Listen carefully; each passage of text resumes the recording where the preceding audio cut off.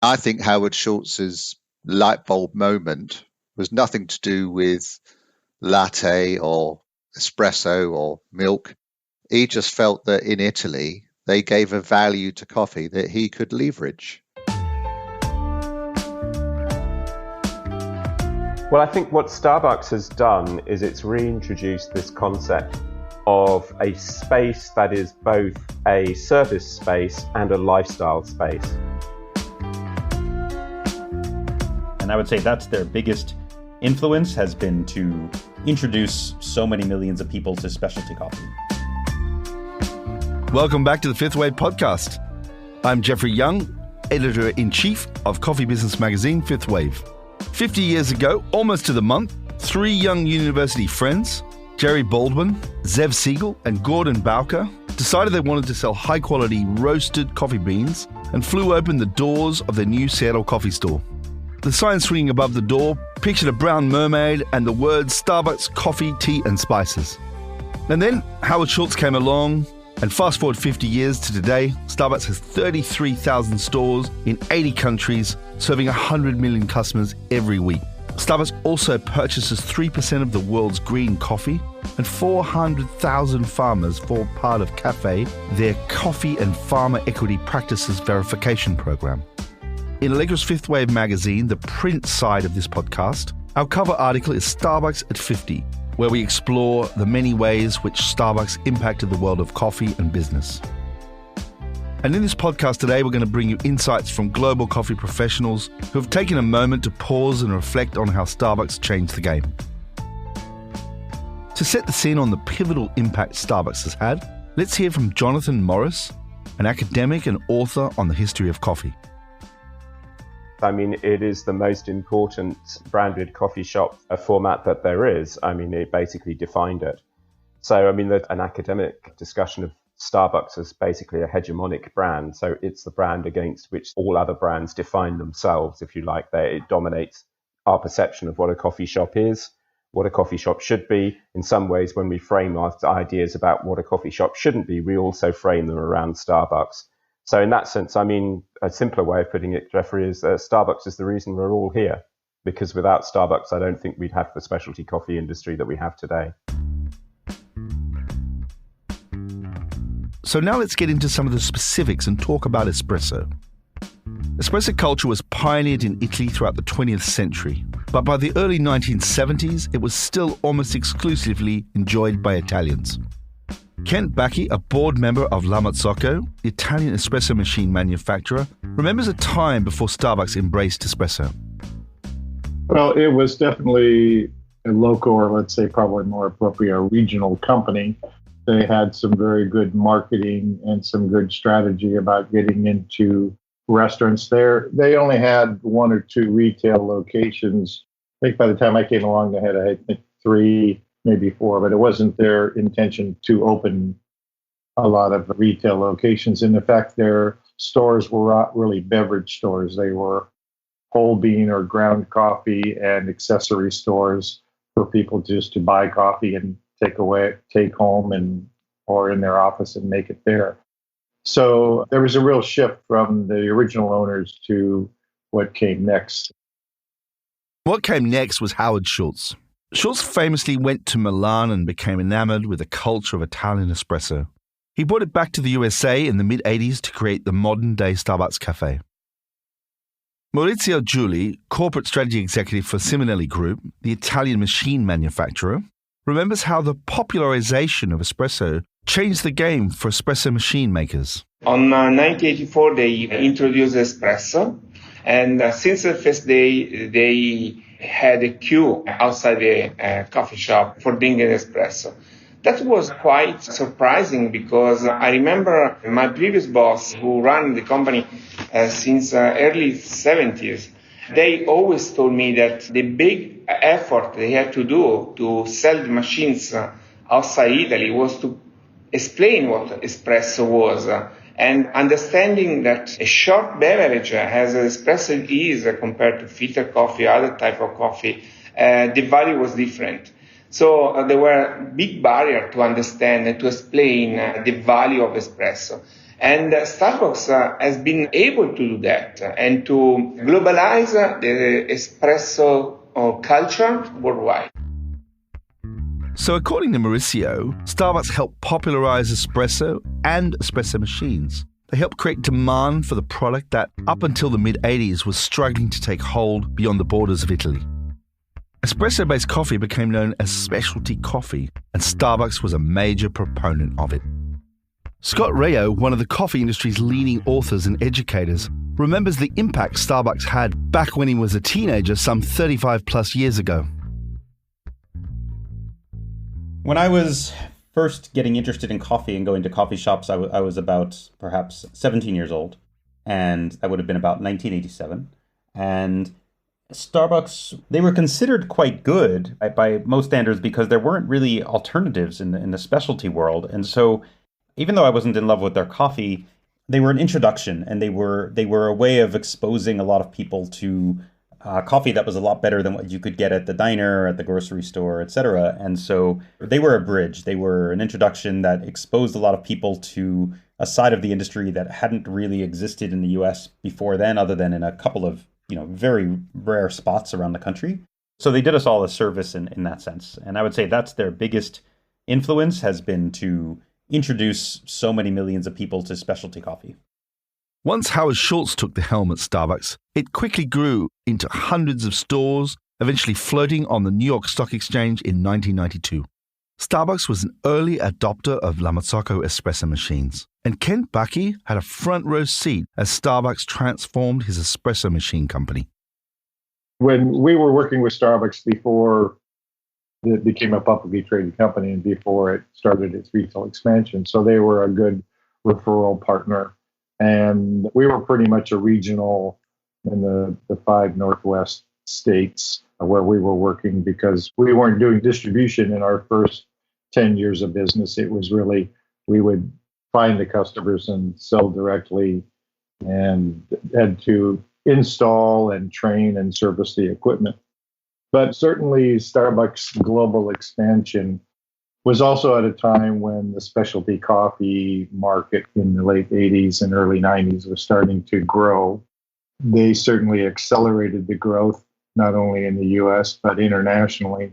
And the fact that they were using Marzocco machines in the beginning certainly put Marzocco on the global map. We had, by the early 90s, we had built up a good brand recognition in the United States, but outside of the US, the company was very small and not very well known. So no question that they had a big impact on exposing a much wider audience to our machines and our culture and our brand. As Starbucks expanded from hundreds to thousands of stores, it exported its signature iced beverages and iconic branded cups across the globe, increasing its brand appeal, particularly with young consumers. Starbucks thrived in almost every market it entered, but there were some exceptions, as Scott Rao explains. It's really quite interesting because their presence and their influence in the world is very regional, in the sense that they came to Australia, they opened perhaps 40 cafes, and they ended up closing them all because the Australian cafe market is probably the world's most competitive, and they just didn't cut it. And then in other parts of the world, like the US, to some degree Canada, parts of Asia, Starbucks is the main game in town. An especially tricky market for Starbucks was the birthplace of espresso, Italy, the land that first inspired Schultz. For many years, they refrained from entering until the time was right. In 2018, 47 years after opening their first store in Seattle, Starbucks landed with a bang by opening a reserve roastery in Milan, one of the most inspiring venues that I have ever seen. Queues stretched around the block on opening day as young Italians eagerly awaited their first taste of the Starbucks experience on Italian soil. And Starbucks' entrance into Italy with their unique take on espresso beverages has been widely recognized as a symbolic success for the brand. According to Maurizio Guili, it may just be the beginning of a deeper expansion in Italy. I spoke a few days ago with the Italian operator for Starbucks, and they confirmed that they have in the pipeline the opening of new shops, and probably, I believe, in a few months they can reach 25-30 shops. So It's a big number considering also the difficulty given by the COVID situation, which affected heavily all the food service industry. Anyway, they are happy about how the business is running. And yeah, I believe they have a good potential also in the future.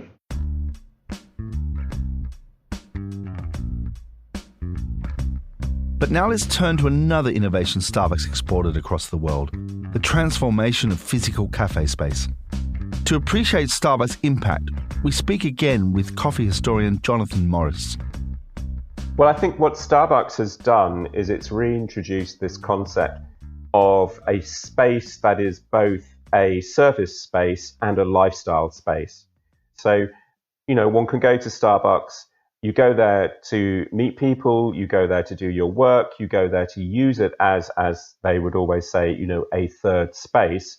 And Starbucks has created that in a format that can be profitable. So as a result, we can have all of those third spaces on our high street. So it's transformed our high streets, and it's transformed our notion of the high street and our notion of how we socialize.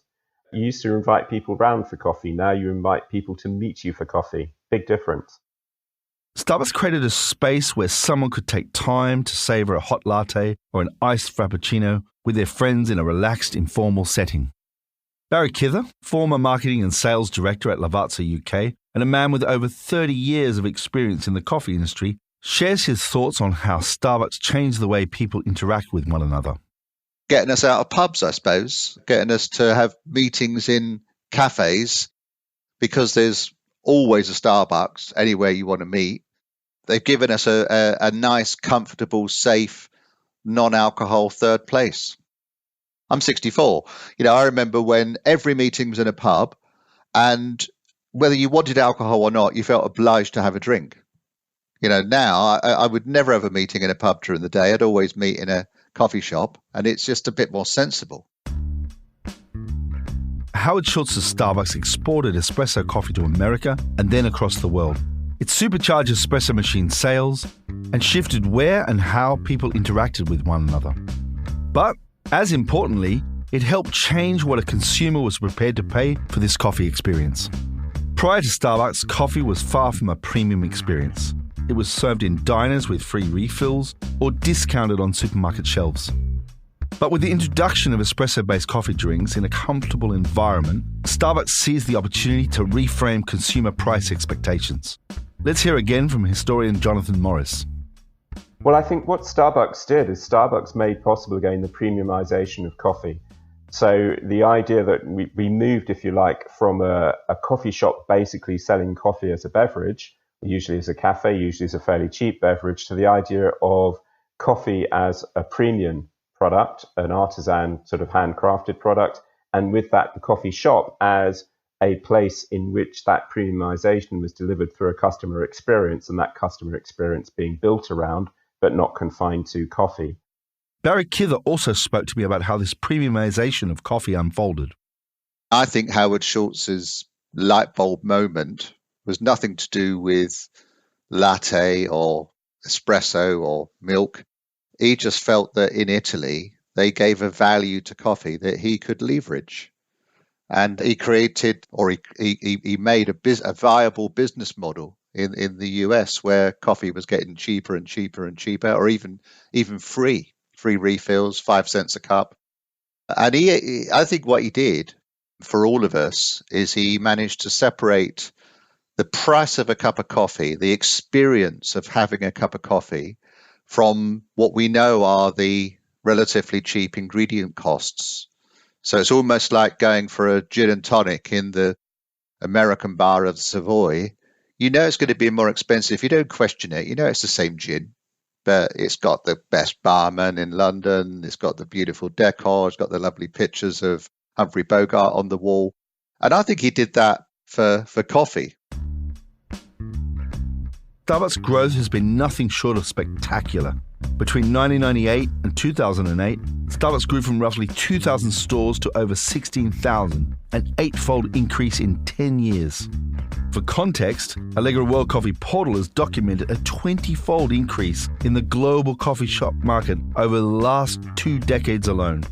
And under the hood, it was Starbucks' scalable systems and processes that powered their phenomenal growth. This is how Barry Kither put it. What do you think the industry has learned from Starbucks? Well, how to run coffee shops as a business, how to be consistent. You know, you've said, with your kind of fifth wave concept is that we love everything about coffee shops except the fact that they're not very systematic and they're not very reliable. You know, to have a business which is chaotic, we don't like. I mean, I think you can go to any Starbucks in any town and expect a certain level of consistency. I'm not saying they're all exactly the same, of course not. But I do think that they've got a very solid system and business model which others can learn from. What's interesting is that many new coffee business owners do not readily appreciate the importance of systems and processes in delivering a consistent product. Henry Roberts, founder and CEO of Two Hands, a young brand of Australian-inspired cafes in the US, tells me what he has learned from Starbucks since opening his business. I think my view on Starbucks probably in the early days was, negative and our coffee's way better.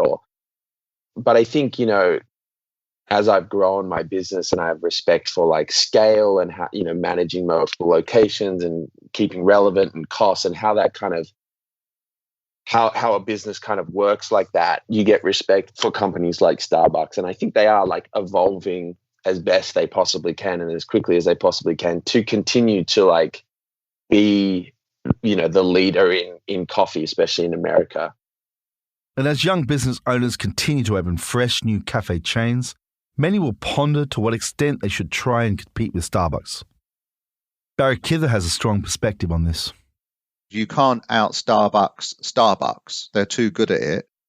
But if you fill in the gaps, you can do the things that they can't. And there's an opportunity for you because Starbucks had made coffee appeal mainstream. But it gave the rest of the coffee industry an opportunity to do their thing, which out of that came latte art. It's not easy to do latte art when you've got 32,000 stores, but it's easy if you're a good independent. And that's a point of difference. And I think the general service levels in the independent sector are probably more comfortable. Now, I mentioned earlier that systems and processes were a key part of Starbucks' growth. But another crucial dimension to Starbucks' success is the way in which they rolled out their store openings across the world. Here's Kent Bakke. So when I got into business in the late 70s, Starbucks as a local company had already existed for almost 10 years. And they said something interesting to me early on. They said they wanted to be the McDonald's of coffee, which I thought that was a very strange thing until later on when they finally explained it to me and I started to understand that what McDonald's had done is taken not just an American concept of a hamburger or a hamburger stand, but they took it globally in the sense that to translate it to countries around the world who had no experience with this. It wasn't just setting up a retail location and making a product out of a recipe that they could control. It was really creating a culture and becoming a part of that, and all the process of working with partners in those countries and developing the whole idea. I'm talking about McDonald's, but this is really applicable to what Starbucks has done. They really have taken coffee, which in one way was an international beverage, but certainly not to the extent that we see today. And I know from watching them and participate in some of the international openings of what it's like to go into a foreign country and find people to work with and establish a whole business and culture that was very different. And in blending an American style of business with a foreign style of business, all those things were, as I've seen over the years and reflected on them, it's not an insignificant thing, and it's not easy to do. And so what they have done globally is more than just deliver coffee. Whatever your opinion of Starbucks, today it is synonymous with coffee and coffee shops around the world. Jonathan Morris suggests that being a figurehead of an industry comes with a heavy burden. Well, the downside for Starbucks, I think, is that Starbucks has become associated very much, it becomes the face of the whole of the coffee industry. And that creates a problem in as much as it then has to answer for all the things that are ascribed to the coffee industry. So when we talk about equity, when we talk about homogenization, when we talk about globalization, big corporations, etc., Starbucks always becomes the face of those debates, even if Starbucks itself is not necessarily the root of many of the issues that we're discussing. So I think that is a big problem for Starbucks, and in a way it's a problem for us in the industry, because Starbucks kind of stands there as this big corporate conglomerate that everybody knows and therefore suggests is kind of representative of what the industry is doing. And finally, let's put Starbucks' impact into perspective. I asked our interviewees what the world would have looked like had Starbucks never existed.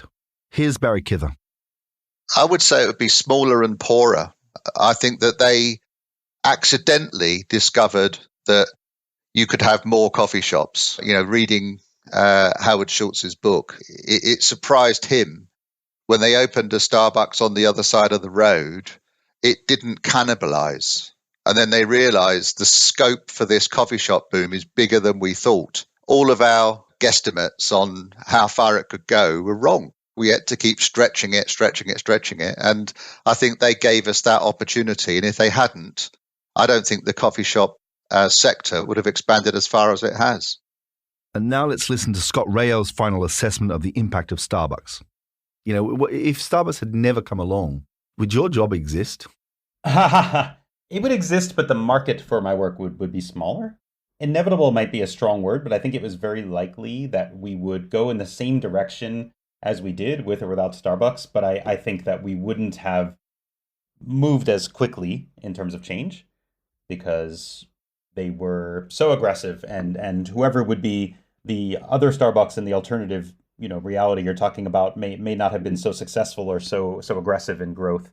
And so, yeah, I think we still would be on the same path, just we wouldn't be as far along.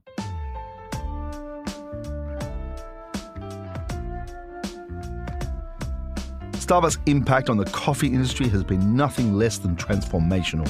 Starbucks popularized espresso-based drinks globally, changed how we socialize, enticed consumers to pay a premium for the price of their coffee, and taught the industry how to market themselves and to scale up operationally.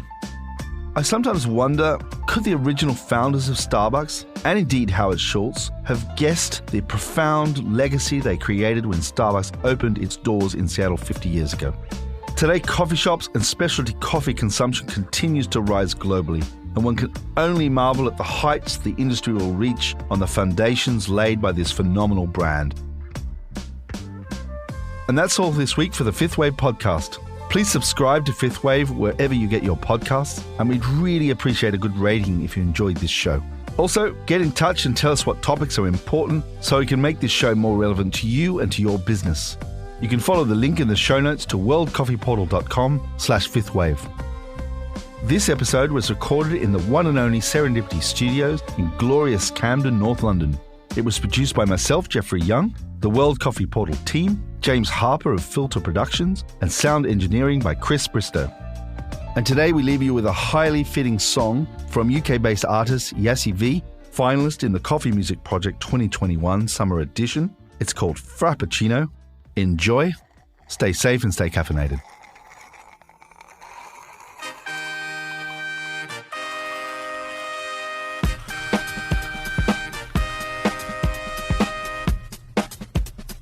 Girl meets boy on Thursday night. Deep in love and future's bright. It's the kind of thing you'll see at height in the summer. Sunbeams flicker from behind the horizon. Smiles at girl who rolls her eyes and has home alone. But she's safe, no stress, cause it's summer.